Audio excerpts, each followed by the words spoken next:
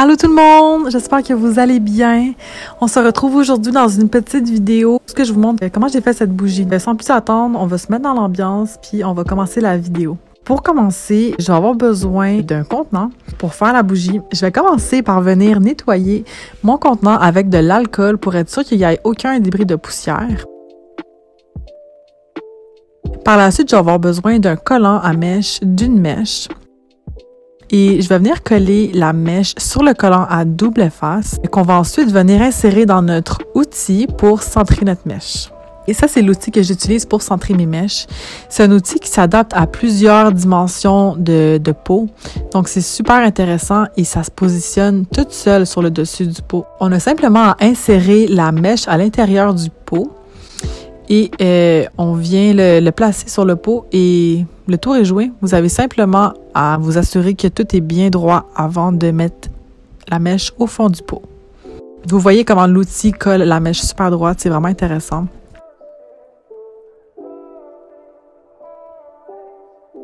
Par la suite, on va venir centrer notre mèche. Comme ça, on est sûr d'avoir une mèche bien droite. Et je vais terminer en identifiant mon pot pour être sûr de pouvoir me retrouver dans ce que je fais. Pour réaliser cette chandelle, on va avoir besoin de notre balance. Donc, on va venir mettre notre pichet sur la balance. On s'assure de remettre le compteur à 0 et on va verser la cire de soya à l'intérieur. Aujourd'hui, j'utilise la cire de soya Freedom qui vient de chez Village Craft & Candle. Je vais vous mettre le lien en barre d'infos. Par la suite, ça va être le temps de mesurer la fragrance. Donc, c'est le même processus. On met le contenant pour mesurer sur la balance. On remet la balance à 0 et on verse.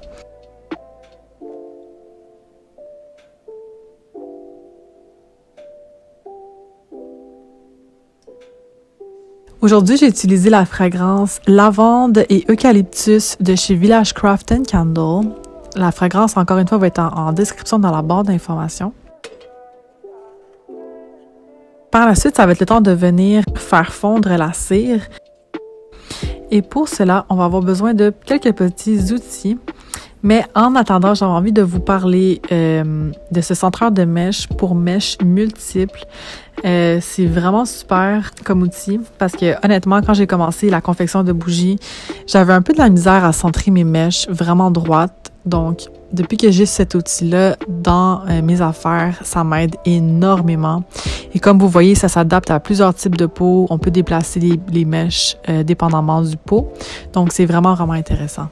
Alors, une fois que notre cire va être fondue, comme ceci, ça va être le temps de la retirer du feu et de prendre la température pour s'assurer d'intégrer la température et la couleur à la bonne température. Donc, je voulais vous montrer le colorant que je vais utiliser aujourd'hui. C'est du Mica qui vient de chez Voyageur Soap & Candle. Je vais vous mettre le lien encore une fois en barre de description. Et je suis tombée en amour avec la couleur, donc je me suis dit que j'allais l'essayer. Alors, je reprends la température pour être sûre de l'intégrer à la bonne température. Tout est correct, donc c'est le temps d'y aller. Comme vous voyez, je mets pas beaucoup de mica. Le secret, c'est de vraiment pas en mettre beaucoup pour être sûr que la mèche brûle comme il se doit. Donc, on brasse, on brasse, on brasse. Une fois qu'on a fini de brasser, le liquide a l'air de ça.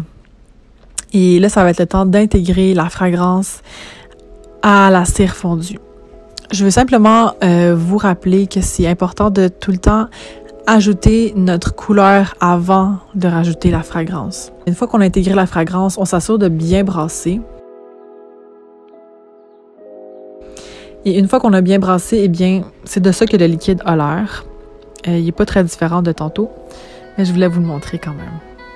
Donc, une fois qu'on a repris notre température pour être sûr de verser à la bonne température, on va verser la cire chaude dans le contenant et là, c'est vraiment important de verser la cire vraiment le plus lentement possible pour s'assurer d'avoir une belle bougie une fois la cire figée. C'est pas mal ça pour la confection de ma bougie. De plus proche, on voit à quel point le mica donne un effet incroyable à la bougie. Ça fait vraiment des petites rayures de brillant. J'adore l'effet que ça a. Donc ça va être une bougie qui va être rose par la suite. J'ai vraiment hâte de voir le résultat de la bougie une fois la cire figée. Alors, pour le reste de la vidéo, j'avais envie de vous mettre un petit time-lapse de la bougie qui fige. Et en attendant, je voulais aussi vous parler de la formation sur la fabrication de chandelles que j'offre en présentiel directement dans mon atelier. Alors, durant cette formation, on va faire des bougies. Et je vais vous amener à tester plusieurs façons de faire la confection de bougies. Alors, on va faire des bougies avec différents types de fragrances, des bougies avec des mèches de bois, avec des mèches de coton. Et bien entendu, on va faire des bougies à base de cire de soya. Donc, si c'est quelque chose qui vous intéresse, vous pouvez m'envoyer un message par courriel ou me contacter directement sur mes réseaux sociaux. Et voilà, le résultat final de la bougie. C'est vraiment cute. Je suis vraiment contente du résultat. Il y a une belle adhésion sur les parois du pot. Le top, il est cute. Je suis vraiment contente du résultat. Donc, si c'est quelque chose que tu as aimé, je t'invite à t'abonner et on se voit dans ma prochaine vidéo.